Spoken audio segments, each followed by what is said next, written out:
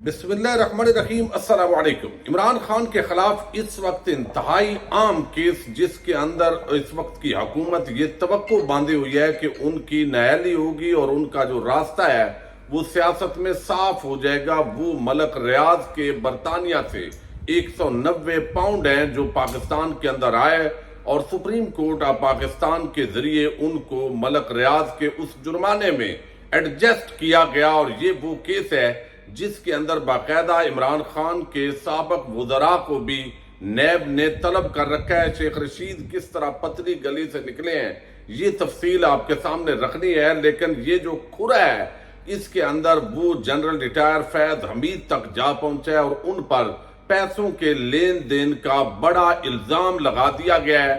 अब ये बड़ा इदारों का इम्तिहान होगा कि इसको कैसे इन्वेस्टिगेट किया जाता है। ये पूरी तफसील आपके सामने रखनी है। इब्रार उल हक पर गुज़श्ता रोज लंदन में एक हमला हुआ। इस हमले का इल्जाम फौरी तौर पर तहरीक इंसाफ पर मीडिया के अंदर लगाया गया, लेकिन हमला आवर असल में क्या नून लीग से ताल्लुक रखते हैं, ये बड़ा आम इंकशाफ हुआ है। इसी से हम वीडियो का आगाज करेंगे और मैं उम्मीद करूंगा कि आप समाप्त करने के बाद हमेशा की तरह अपने कीमती फीडबैक से जरूर आगाह करेंगे। हमने देखा है कि बरतानिया के अंदर जब से रजीम चेंज हुआ है और उससे पहले भी जो लंदन के अंदर साबिक वजीर आजम नवाज शरीफ वो मौजूद हैं, तो वहां आकर एवन फील्ड के सामने या हसन नवाज के दफ्तर के सामने पाकिस्तानी कम्युनिटी पहुंचती है, वो एहतजाज करते हैं। उनके एहतजाज की समझ आती है चूंकि उनका मुतालबा ये है कि ये वो शख्स है जो पाकिस्तान से एक जाली बीमारी के नाम पर यहाँ इलाज करवाने के लिए आया, लेकिन कभी वो शॉपिंग करता नजर आता है, कभी होटल पे खाना खाते नजर आता है, कहीं वो KFC के लिए पहुंच जाता है।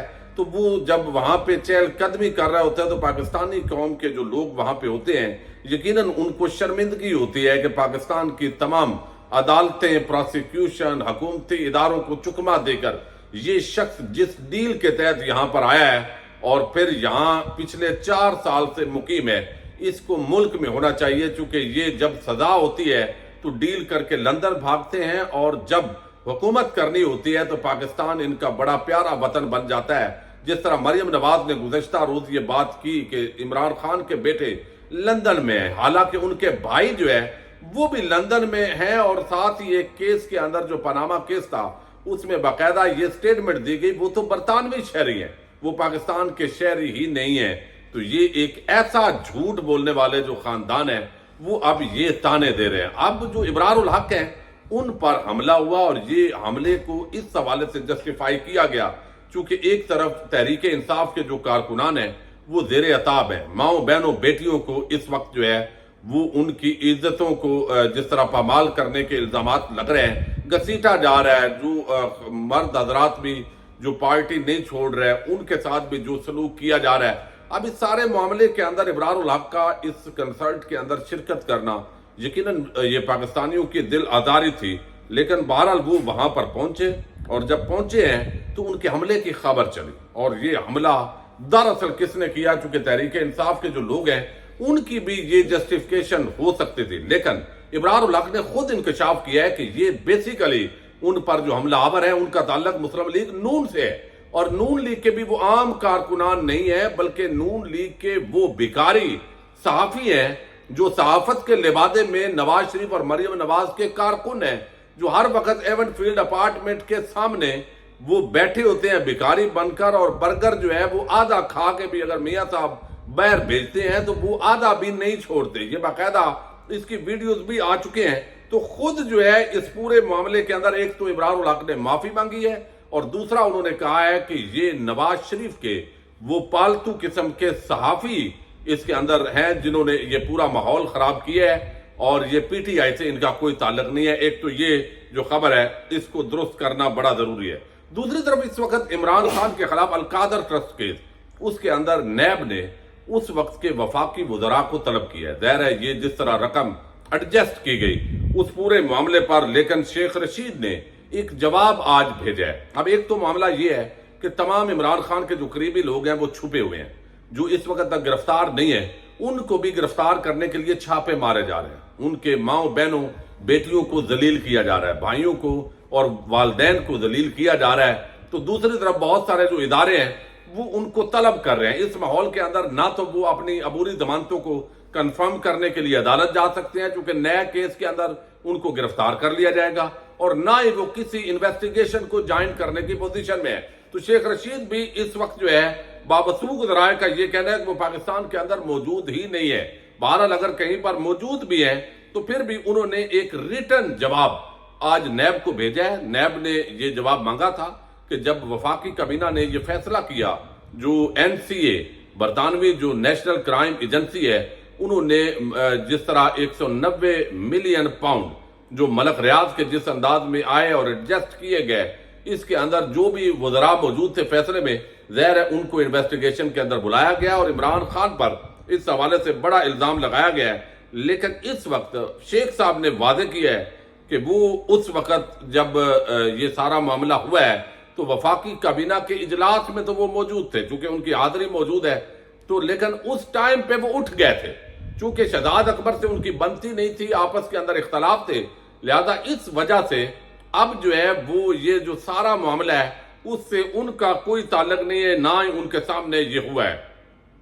وہ کہتے ہیں ان دنوں القادر ٹرسٹ کیس کی تحقیقات جو ہے وہ آپ کر رہے ہیں، لیکن جواب یہ ہے کہ کابینہ کے 13 دسمبر 2019 کی میٹنگ میں وہ اس وقت موجود نہیں تھے جب القادر ٹرسٹ سے متعلق آئٹم بحث کے لیے پیش کیا گیا تھا، کیونکہ وہ پہلے ہی میٹنگ چھوڑ کر جا چکے تھے. اس لیے ان کے پاس نہ تو اس حوالے سے کوئی معلومات ہے اور نہ ہی شواہد. اس کے علاوہ میرے مرزا شہزاد اکبر کے ساتھ تعلقات کشیدہ تھے اور ہمارے درمیان بات چیت بھی نہیں تھی. لہذا انہوں نے اپنا جواب جو ہے وہ شیخ صاحب نے دے دیا ہے.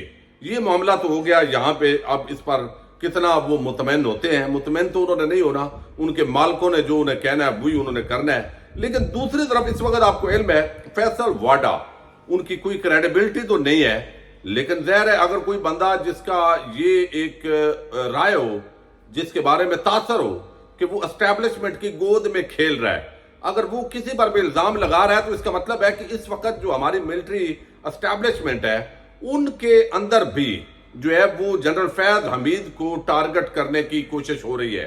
چونکہ بہت سارے ایسے صحافی جو نون لیگ کے سمجھے جاتے ہیں یا وہ اسٹیبلشمنٹ کے قریبی سمجھے جاتے ہیں، وہ بھی جنرل ریٹائر فیض حمید کو مسلسل ٹارگٹ کر رہے ہیں. لیکن جنرل ریٹائر باجوہ پر وہ اس لیے گفتگو نہیں کرتے چونکہ پہلے دونوں پر گفتگو کرتے ہوتے تھے، اور جب جنرل باجوہ صاحب نے مبینہ طور پر نواز شریف مریم نواز کے ساتھ صلح کر لی اور یہ سارے جو ڈیل جو بھی معاملات چلے ہیں، تو اس کے بعد جنرل باجوہ تو بن گئے انکل، لیکن جنرل فیض حمید کو ٹارگٹ کیا جا رہا ہے. لیکن اس معاملے کو اب اس کیس کے اندر انویسٹیگیٹ کرنا بڑا ضروری ہے کہ اگر یہ مان دی جائے بات تو پھر اصل قصور جو ہے وہ عمران خان یا کابینہ کا تو بنتا ہے، لیکن جنرل ریٹائر فیض حمید جو ہے ان کو بھی جیل کی سلاخوں میں جانا پڑے گا، اور صرف عمران خان کی نااہلی نہیں ہوگی بلکہ ان کا بھی بڑا جو معاملہ ہے وہ سامنے آئے گا. اب یہ فیصل واڈا جو ہے انہوں نے یہ دعویٰ کیا ہے اور انہوں نے بھی اپنا جواب جمع کروایا. وہ کہتے ہیں کہ سابق DGISI جنرل ریٹائر فیض حمید نے مبینہ طور پر NCA سے ہونے والی 190 ملین پاؤنڈ کی ڈیل میں 4 سے 5 ارب روپے وصول کیے ہیں. یہ دی نیوز نے آج سٹوری دی ہے جس کے مطابق فیصل واڈا نے کہا کہ خفیہ ایجنسی کے اس سابق چیف نے عمران خان کی کابینہ کے ارکان کو فردن فون کیے اور انہیں کابینہ کے سامنے پیش ہونے والی سیٹلمنٹ ڈیل کی منظوری دینے کے لیے کہا. پھر وہ کہتے ہیں جنرل ریٹائر فیض حمید نے DGISI کی حیثیت سے عمران خان کے وزراء کو فون کیا اور انہیں کہا کہ NCA سے ہونے والی یہ جو ڈیل ہے اس کو منظور کیا جائے. فیض حمید نے سینئر وزراء کو بذات خود فون کیا جبکہ دیگر کے ساتھ اس کے اسٹاف نے معاملہ طے کیا. خفیہ ایجنسی کے سابق سربراہ کی غلط کاریوں کی ایک طویل فہرست ہے. فیض حمید نے عمران خان کی کابینہ کے ارکان کو اپنے ذاتی مقاصد کے لیے ڈکٹیٹ کیا. جب ملک شدید مالیاتی بحران سے نمٹ رہا تھا اس نے وفاقی کابینہ کو مجبور کیا کہ وہ چکوال میں سوئی گیس کی منظوری دے. عمران خان نے بھی فیض حمید کا مطالبہ مان لیا. شہزاد اکبر پر نو فلائی کی پابندی کی معطلی کے حکم کے حوالے سے بھی انہوں نے کہا کہ فیض حمید ہی تھا جس نے پاکستان سے شہزاد اکبر کے فرار کا انتظام کروایا. فیض حمید نے تمام ذرائع سے شہزاد اکبر کی سہولت کاری کی. اب یہ سارا جو الزام ہے وہ لگ گیا ملک ریاض کے ساتھ. وہ آگے بہت ساری بات انہوں نے کی ہے کہ 190 ملین پاؤنڈ کیس کے اندر جو ہے وہ یہ ساری چیزیں ملک ریاض کے ساتھ ظاہر ہے. اس کا مطلب ہے کہ معاملات تھے جنرل فیض حمید کے اور پھر کابینہ کو ڈکٹیٹ کیا گیا، اور عمران خان اس وقت چونکہ اسٹیبلشمنٹ اور وہ ایک پیج پر تھے، تو اس لیے یہ سارے جو پیسے ہیں ان کو یہاں پہ مینج کیا گیا ہے۔ اب یہ الزام غلط ہے یا درست ہے یہ تو انویسٹیگیشن بتائے گی، لیکن ایک بات نظر آ رہی ہے کہ اس وقت جو اسٹیبلشمنٹ ہے وہ جنرل ریٹائر فیاض حمید جو ہے ان پر بھی بڑی برہم ہے۔ حالانکہ اگر کوئی ایسے کام ہو رہے تھے جو وہ سمجھتے ہیں کہ ادارے کو نہیں کرنے چاہیے، تو اس کے اندر باقی کردار بھی ہیں، ان کے خلاف ایکشن کیوں نہیں لیا گیا؟ یا جنرل باجوہ جو ہے کیا ان کو نہیں پتا تھا یہ سارا جو کچھ ہو رہا تھا، وہ خاموش رہے؟ تو وہاں پر بھی ایک سلیکٹو جو ٹارگٹ ہے وہ کیا جا رہا ہے اس پورے معاملے کے اندر۔ اگر اب عمران خان اور کابینہ کو مورد الزام ٹھہرایا جا رہا ہے تو پھر یقینی طور پر جنرل ریٹائر فیاض حمید وہ بھی کٹہرے میں آنے جا رہے ہیں۔ ان کے خلاف مزید کچھ ایسے کرپشن کے الزامات بھی فیصل واڈا نے لگائے ہیں، جس کے اندر کچھ ہاؤسنگ سوسائٹیز کا معاملہ ہے، اور ان کے بھائی جو موجود ہیں وہ جو نیب تحصیلدار ہیں ان پر بھی الزامات ہیں۔ تو آنے والے دن اس حوالے سے بھی انتہائی اہمیت کے عمل ہوں گے، اور یہ بھی ایک سوال اٹھایا جا رہا ہے کہ کیا سابق کسی فوجی جرنیل پر اس طرح کی کارروائی جو ہے وہ ہو سکتی ہے؟ اگر ہوتی ہے تو اس کا امپیکٹ جو ہے موجودہ لیڈرشپ پر کیا پڑتا ہے؟ بہرحال یہ ایک ریڈ لائن ہے، ہم تو اس سے آگے جا نہیں سکتے۔ آپ کو علم ہے ملک کے حالات بڑے خراب ہیں، لیکن اس عوام میں بہرحال ننگے تو سب ہیں، کوئی آج ہو جائیں گے، کوئی کل ہو جائیں گے، اور یہ ساری چیزیں ایک تاریخ کے جو صفحہ کرتاس ہے اس پر ضرور جو ہے وہ لوگ پڑھیں گے۔ اجازت دیجیے گا، اللہ حافظ۔